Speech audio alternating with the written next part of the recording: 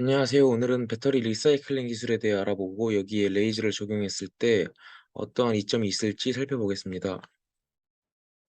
일단 배터리는 크게 1차 전지와 2차 전지로 나눌 수 있는데요.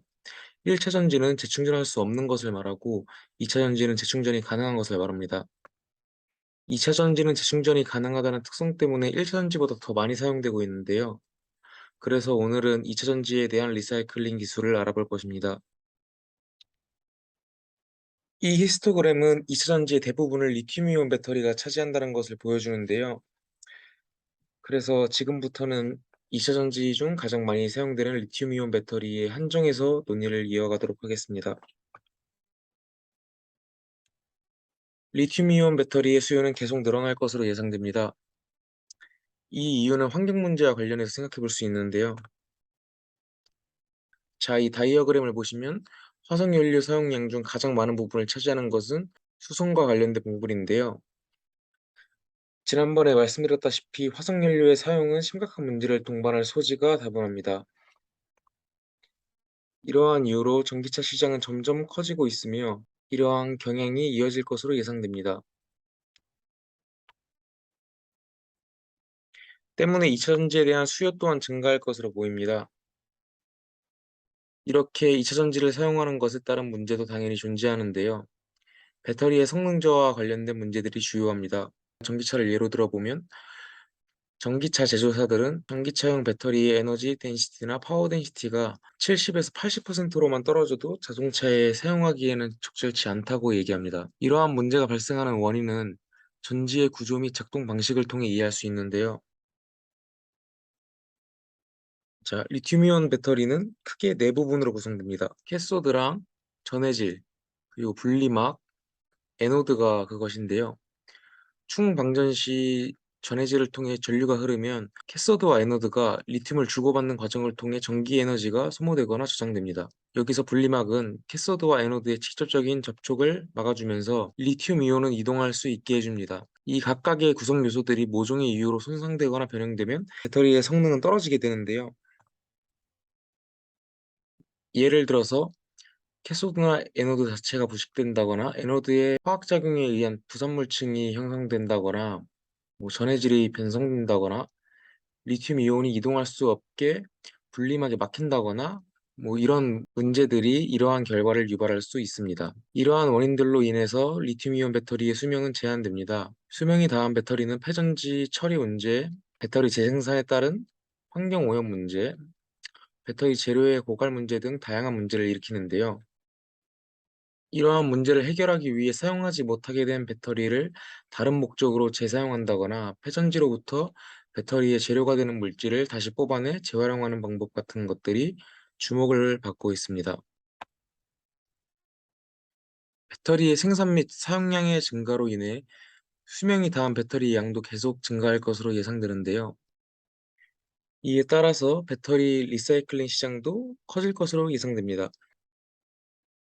현재 산업 현장에서 사용되는 배터리 리사이클링 프로세스는 크게 열 분해식과 습식, 재련식으로 나눌 수 있는데요. 우선 열 분해식은 물질들의 녹는 점이 각기 다르다는 것을 이용한 방법인데요. 일단 배터리를 각 부분으로 해체하여 분리해준 후에 진공에서의 열 처리 과정을 거쳐 유기용매를 빼낸 후 알루미늄, 철, 구리 등의 금속을 얻어냅니다. 이후에 마지막으로 한 번 더 진공해서 열 분해함으로써 리튬과 코발트를 얻어냅니다. 이 과정은 열 분해를 통해 이루어지다 보니 고온에서 이루어지는데요. 이와 달리 습식 질환식은 상대적으로 저온에서 이루어집니다. 습식 질환식 리사이클링을 위해서 우선 액체 질소를 통해 얼려진 배터리를 비활성 기체 하에서 분쇄합니다.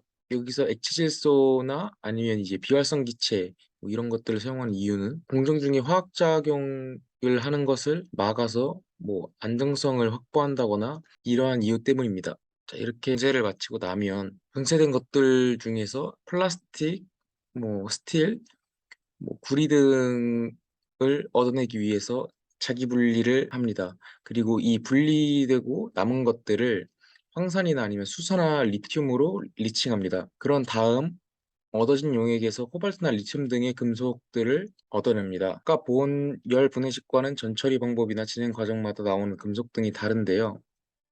이 두 가지 방법을 합쳐서 리사이클링을 하는 방법도 있습니다. 이 방법은 앞에서 행하는 열 처리가 다음 과정에 대한 전처리로 적용되기 때문에 별다른 전처리가 필요하지 않고 두 기술을 접목시켰기 때문에 배터리의 종류에 상관없이 적용할 수 있다는 장점이 있습니다. 근데 지금 봤던 방법들은 다시 얻어낸 물질들을 배터리를 제작하는 데 쓴다면 낭비적인 측면이 있는데요.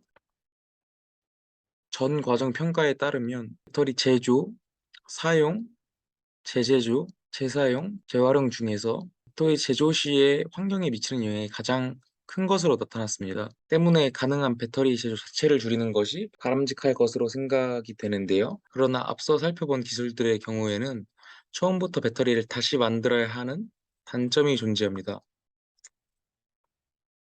그래서 이러한 단점을 보완할 수 있는 방법을 한번 찾아봤는데요. 레이저 조사에 의해서 전극의 SEI층, 아까 말씀드렸듯이 불순물층이 쌓이면 배터리 성능이 저하될 수 있다고 했는데 그러한 층을 제거해서 배터리의 용량을 복원하는 방법이 있습니다. 여기서 보시는 것처럼 충방전 시에 생긴 SEI층에 레이저를 조사해서 이 층을 제거했는데요. 레이저 에너지나 작동거리 같은 실험 조건들을 최적화해주면 효과적으로 SEI층을 제거할 수 있었습니다. 이렇게 SEI층을 제거한 후에 복원된 용량을 계산해 봤는데요.